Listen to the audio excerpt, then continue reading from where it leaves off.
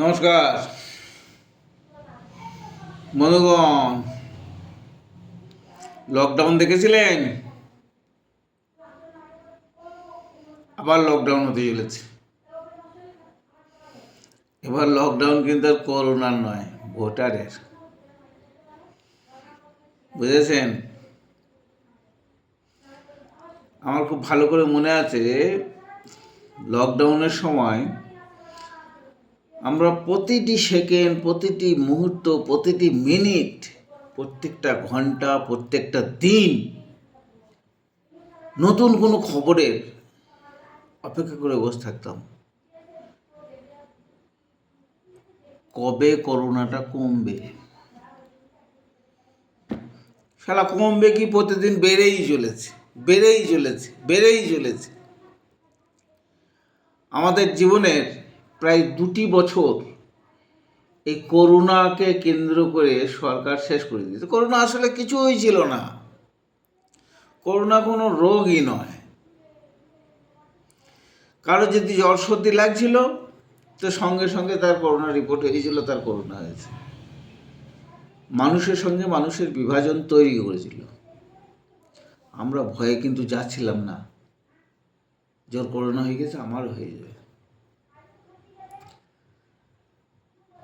তো ব্যাপারটা অনেকজন খুব গুরুত্ব দেয় নাই, বেশি গুরুত্ব দেয় নাই, যে বাবু করোনা ভালো হয়ে গেছে, তারপর সম্পর্ক ঠিক হয়ে গেছে। কিন্তু আজকে বোঝা যাচ্ছে যে করোনাকে কেন্দ্র করে মানুষের সঙ্গে মানুষের যে মনের দূরত্ব, সেটা কিন্তু তথাকথিত সরকার করতে পেরেছে এবং তাতে সফল হয়ে গেছে। আজকে দেখেন, যার নাম বাদ পড়ে গিয়েছে তার নামটা শুনে আমাদের কষ্ট পাওয়ার কথা কিন্তু হাসি লাগছে। এই সারা তোর নামটা বাদ পড়ে গেছে, সারা বাংলাদেশ পাঠিয়ে দেবে, যা বোঝগা সারা।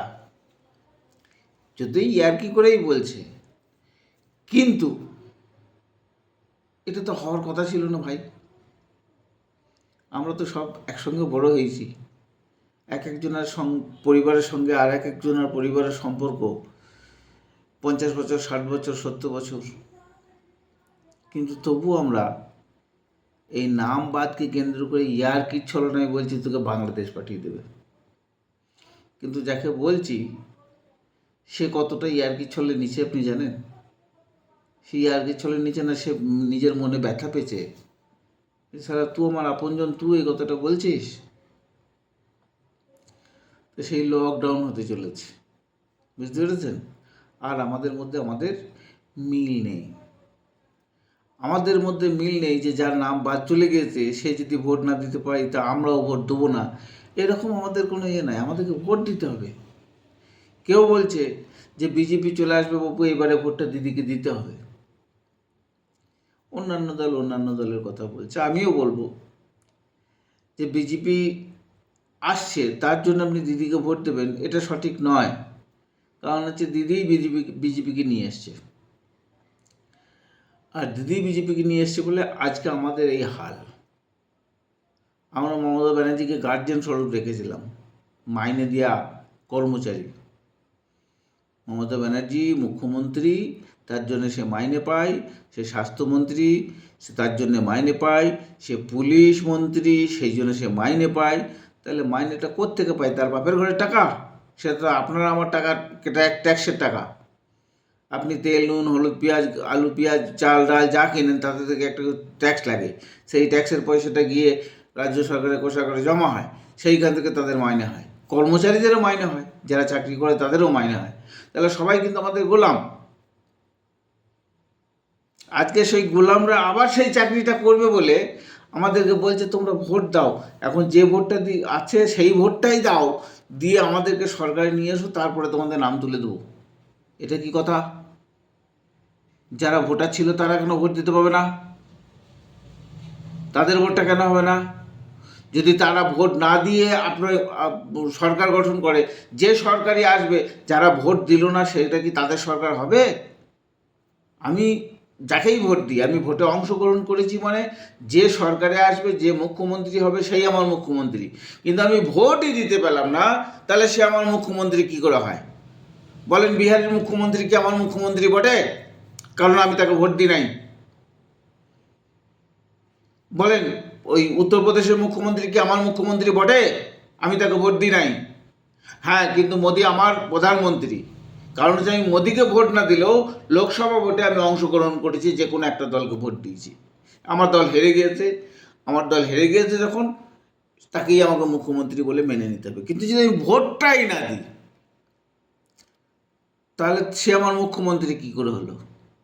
আজকে আমরা যে বলছি যে ভোটের পরে সব ঠিক হয়ে যাবে, আরে ভোটের পরে সে তো আমার মুখ্যমন্ত্রীই নয়, তা ঠিক হবে কি করে? সে তো বলতে সুযোগ পাবে তুমি তো আমাকে ভোট দাও না, এত বড় বড় কথা কি জন্য বলবে কি না?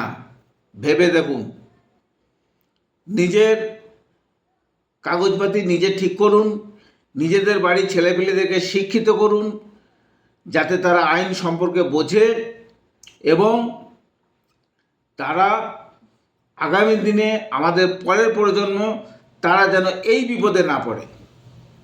আপনি 1500 টাকা লক্ষ্মী ভাণ্ডার পাচ্ছেন, কেউ বেকার ভাতা পাচ্ছে, কেউ বার্ধক্য ভাতা পাচ্ছে, সব ঠিক আছে। কেউ কারো বাপের টাকা দেয় না, সব সরকারের টাকা দিয়েছে। কিন্তু ঘটনা হচ্ছে এইগুলো দিচ্ছি বলে ওরা আমাদেরকে ভিখারি ভাবছে। ভিখারি নয়, আমরা আমাদের অধিকারের টাকা নিচ্ছি। কিন্তু ভোটটা আমার অধিকার, আমার সরকার বেছে নেওয়ার অধিকার হচ্ছে আমার ভোট। তাহলে আমি ভোটটাই দিতে পারছি না, সেই ভোটটা কিভাবে হয়? মমতা একবারও বলছে না আমি ভোটে লড়বো না। মমতা খালি বলছে ফর্ম 6।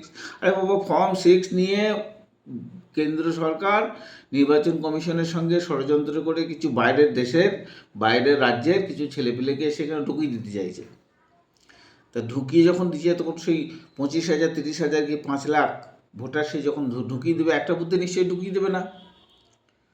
তাহলে বিভিন্ন গোটা পশ্চিমবাংলা জুড়ে যতগুলো ভোটার কেন্দ্র আছে সব বুথেই ঢোকাবে। তারা যখন ভোটটা দিতে আসবে তো আমরা দেখতে পাবো না? যখন দেখতে পাবো তখন কী হবে? নাংলা পাচন, এই নাংলা পাচনে করে তাদেরকে পিটি সোজা করে দেওয়া হবে। শালা বাইরের রাজ্যের লোক, তো এইখানে বিজেপিকে জিতানোর জন্য এসছিস ভোট দিতে, বাঁধনা মারা চলেছিস। এখন তাদেরকে নাংলা পাচন মারার আগে নিজের ভোটটাকে ঠিক করুন। এবং যারা আপনাদের বাড়িতে ভোট চাইতে যাবে, বিশেষ করে শাসক দলের লোক যখন ভোট চাইতে যাবে, তখন তাদেরকে বলবেন আমরা কেউ ভোট দিতে যাব না যতক্ষণ পর্যন্ত না আমাদের বাড়ির বাকি ভোটার কোটার নাম উঠবে।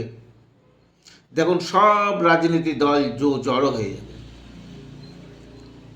অবশ্য আমরাও আসবো আমাদের রাজনীতি দলকে নিয়ে প্রচারে, কিন্তু আমাদেরকে বললেও বলতে পারেন, কিন্তু এর জন্য আমরা দোষী নই।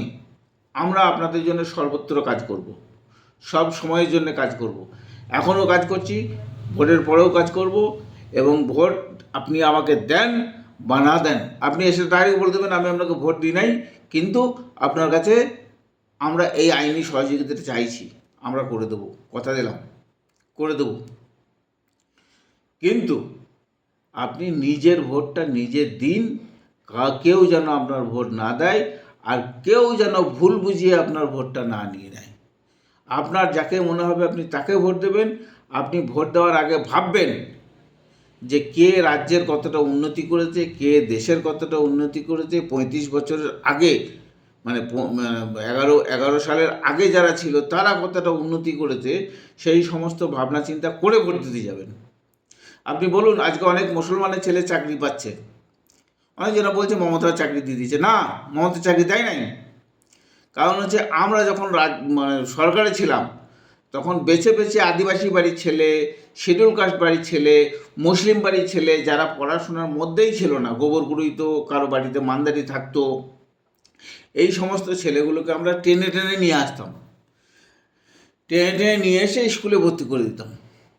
তো ভাই, 10টা ছেলে ভর্তি করলে একটা ছেলে মেধা বেরিয়ে যাবে, একটা ছেলে বুদ্ধিমান বেরিয়ে যাবে। সে যে বাড়িরই ছেলে হোক, তাকে মুকাদ্দিম হতে হবে না, বামুন হতে হবে না। বুদ্ধি শুধু বড় লোক বাড়ির ছেলেদেরই হয় না, আর বুদ্ধি শুধু বামুন বাড়ির ছেলে, মুকাদ্দিম বাড়ির ছেলে এদেরই হয় না।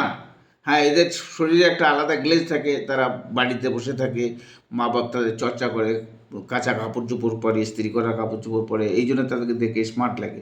তাই বলে যে সে বুদ্ধিমান, এটা সঠিক জিনিস নয়। একটা ছেঁড়া কাপড় পরা লোকও বুদ্ধিমান হতে পারে, আপনার থেকেও বেশি বুদ্ধিমান হতে পারে, আমার থেকেও বেশি বুদ্ধিমান হতে পারে। তো ঘটনা হচ্ছে, সেই সময় আমরা তাদেরকে প্রাইমারি স্কুলে ভর্তি করে দিয়েছিলাম। আজকে তারা বিএ পাস, এমএ পাস করেছে, আজকে তারা চাকরি পাচ্ছে। সেই সময় যদি সে গোবর করতো, আজকে সে চাকরিটা পেত না।